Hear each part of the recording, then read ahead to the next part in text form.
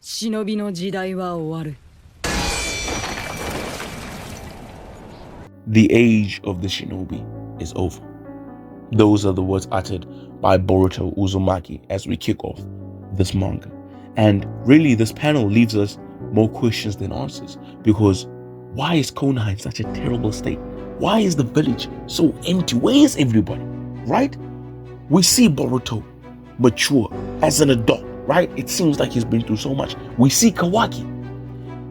Actually, the question is, who is this dude, right? Who is Kawaki? That is a blasphemous question. That is a blasphemous question. Okay, that is beyond blasphemy. And we'll meet him later, but like really, like this leaves us with so much questions, and we are so confused, and yet we are so taken aback, so shocked, because what is this? And Kawaki says something that absolutely shocks everybody.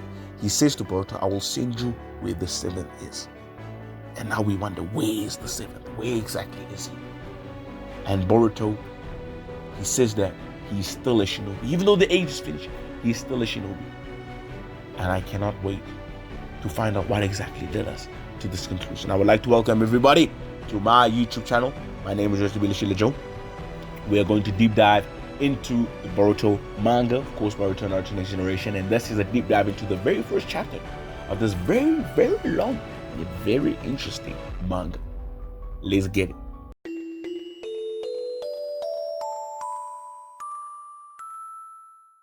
Now we hop back, of course, to Boruto.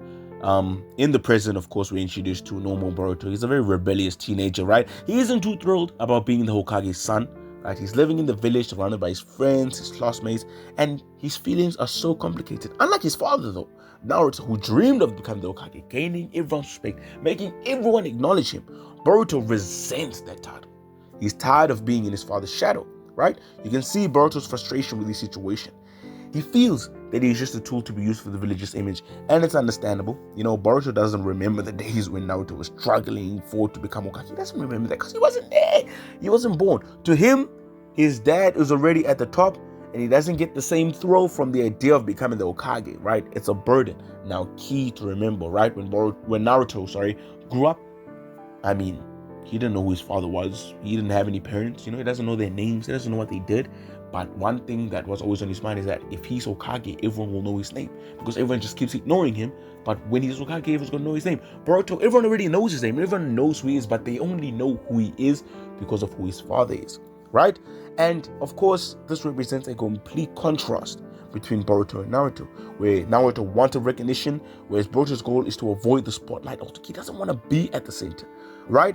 And this is obviously a setup to the conflict that we're going to see in the series. You know, Boruto trying to forge his own legacy separate from Naruto's, while struggling with the fact that everyone's expectations of him are rooted in his father's image. Everyone is expecting him to reach his father's level, whereas he doesn't want to be his father's son. He doesn't want that to be his legacy. He wants to make his own path, right?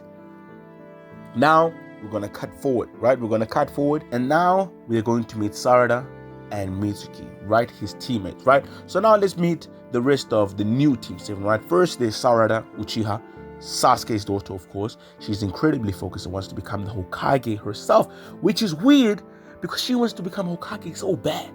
Whereas Boruto does not want anything to do with that title. He does not want to take that title. He doesn't want to take that seat.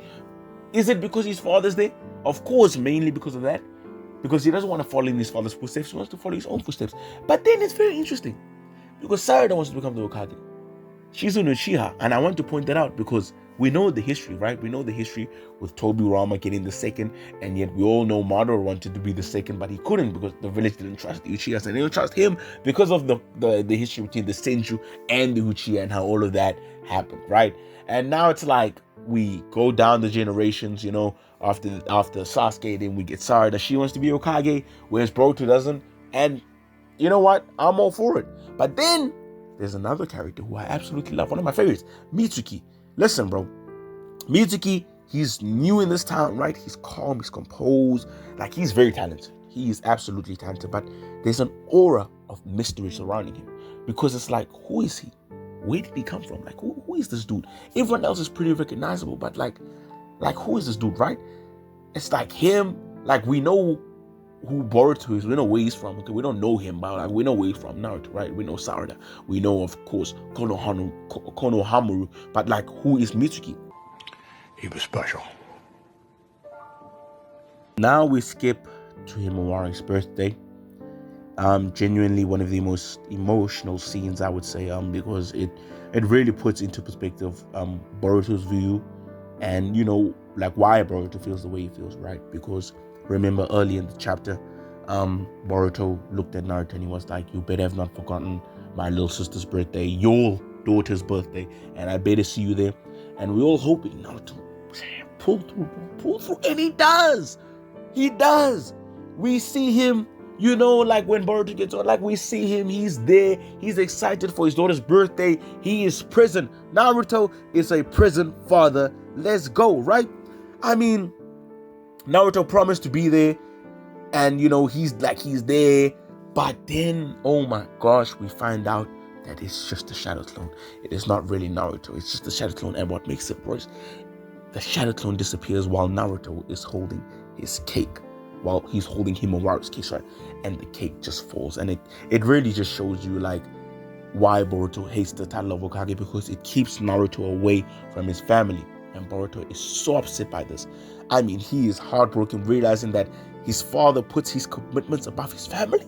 He puts all this Hokage stuff above the children that he had, above his wife, above his little sister. I mean, can you imagine that?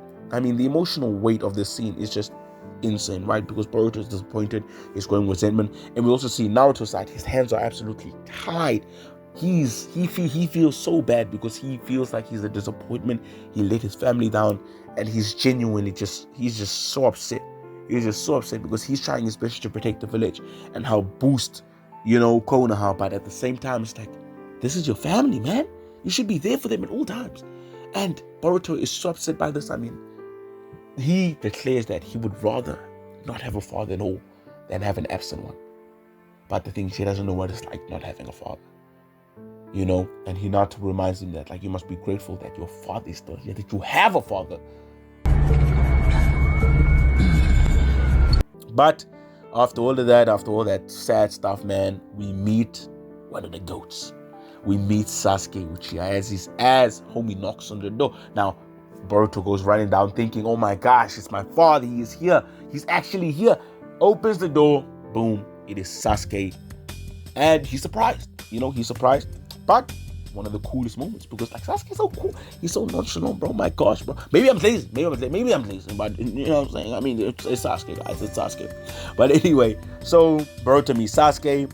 Sasuke just returned from a village and he was gonna go there to meet Naruto, but I mean, Naruto's not there, right? And so he asks Hinata, "Yo, where's Naruto?" Hinata's like, "No, Naruto's there. He's there, probably still at the office. He's still busy, blah blah blah." And Boruto's so fascinated by it, right? He represents that kind of independence that Boruto desires. Someone who's away from the spotlight, someone who's not in the spotlight, but he's still one of the strongest ninjas in the village. He's still one of the most important figures, but he's not in the spotlight because he doesn't want to be, because he doesn't need to be. It opens a door for him that is not the Hokage door, right? It's a door that he wants to go in, be one of the strongest, but he doesn't need to be the Hokage. So, to conclude everything from the chapter, right? We end the chapter with a lot of questions, right? But it also sets up for the story ahead. Boruto's character is established. We know the type of character he is. He's a frustrated teenager trying to figure out his place in the ninja world, right? He's not sure what he wants.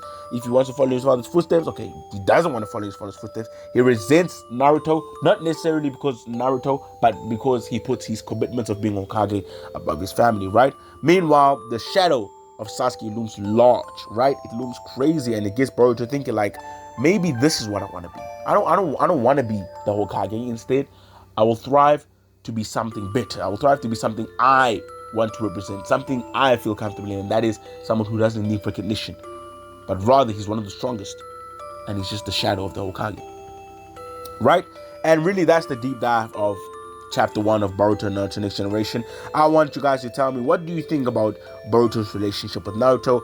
How do you feel Sasuke's role in this? Like, how do you think Sasuke's role would impact Boruto? How it'll impact the story going forward? Let me know what you guys think in the comments down below. If you enjoyed this breakdown, don't forget to like, subscribe, hit that notification bell, if you guys want more content. And I'm telling you, You guys want to be here for the journey. Thank you for tagging along. Really enjoyed this.